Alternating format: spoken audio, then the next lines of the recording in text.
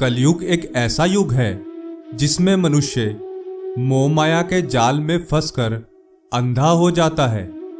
यह मोह माया ही है जिसके अधीन होकर मनुष्य धन दौलत, परिवार इत्यादि के बारे में ही सोचता रहता है और उसकी रुचि धर्म कर्म में नहीं रहती। क्या आपने कभी सोचा है कि यह योग माया कौन है और सर्वप्रथम यह कब प्रकट हुई थी? आइए जानते हैं भगवती योग माया के बारे में विस्तार से।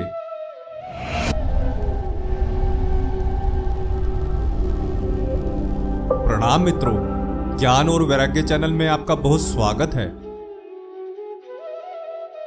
श्री दुर्गा सप्तशती में वर्णित एक कथा के अनुसार पूर्व काल में एक सूरत नाम के राजा हुआ करते थे, जो कि चैत्र वंश में उत्पन्न हुए थे। समस्त पृथ्वी पर उनका राज हुआ करता था।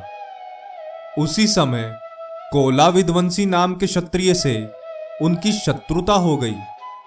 एक बार उनका उनसे युद्ध हुआ, जिसमें राजा सूरत की हार हुई और समस्त पृथ्वी से उनका अधिकार समाप्त हो गया और वह केवल अपने देश के राजा रह गए। कुछ समय पश्चात शत्रुओं ने उनके देश पर आक्रमण कर दिया। राजा सूरत का बल क्षीण हो गया था, इसलिए वह चुपचाप वन की ओर चले गए। वन में उन्हें मेधा मुनि का आश्रम दिखा और वह वहीं रहने लगे। किंतु अभी भी राजा सूरत का मोह अपने राज्य से नहीं छूट रहा था। वह निरंतर यही सोचते रहते थे कि मेरे राज्य की प्रजा पता नहीं किस हालत में होगी, मेरे राजधन का क्या हुआ होगा। ऐसा विचार उनके मन में सदैव चलता रहता था। कुछ समय पश्चात उन्होंने आश्रम में एक वैश्य को देखा और बोले, तुम कौन हो और यहां क्यों आए हो? वह वैश्य बोला, मैं धनियों के कुल का एक वैश्य हूं और मेरी स्त्री व पुत्रों ने लोभवश मुझे घर से बाहर निकाल दिया, परंतु अभी भी मेरा मोह उनमें ही पड़ा है कि क्या मेरे पुत्र व स्त्री कुशल तो होंगे। राजा बोले, यदि आपकी स्त्री व पुत्रों ने आपको घर से निकाल दिया तो फिर आप उनके मोह में क्यों पड़े हैं? दोनों मोह के अधीन होने के कारण मेधा मुनि के समक्ष गए और बोले, हे मुनिश्रेष्ठ, मैं अपना सारा राजपाट हार चुका हूं, फिर भी मेरा मोह उसी राज्य में पड़ा है और इस वैश्य को इसके स्त्री व पुत्रों ने लोभवश घर से निकाल दिया। इसके बाद भी यह भी मोह के वशीभूत होकर उनकी चिंता कर रहा है।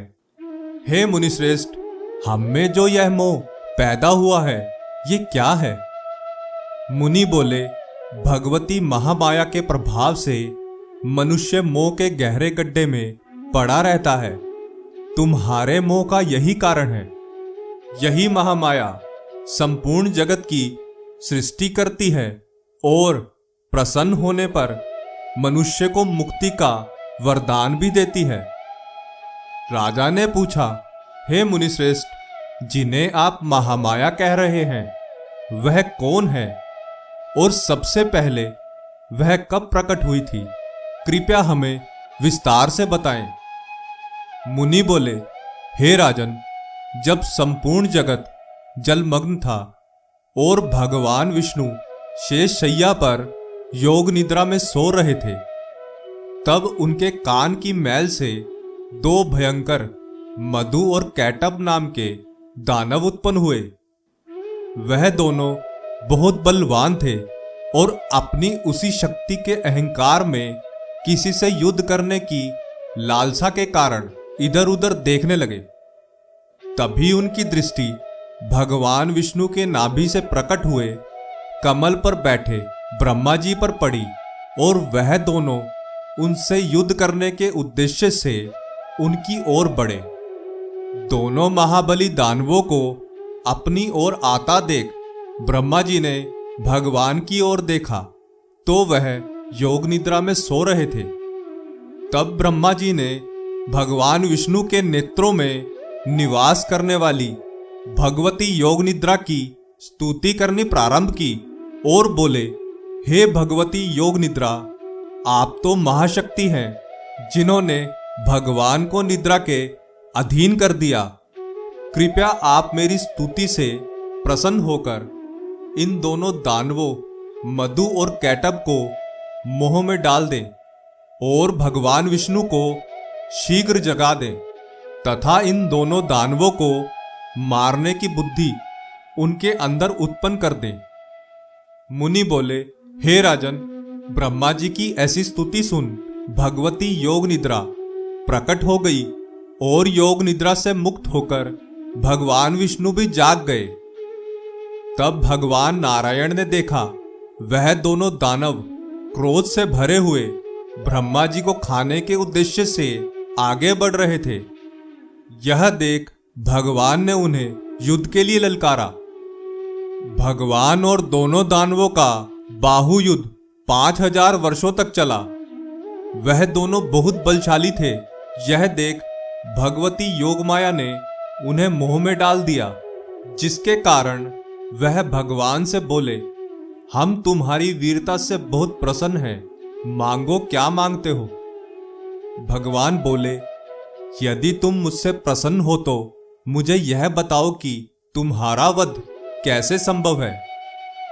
वह दोनों मोहमाया के अधीन होने के कारण चारों ओर जल ही जल देखकर बोले, जहां सूखा स्थान हो वहीं हमारा वध होगा।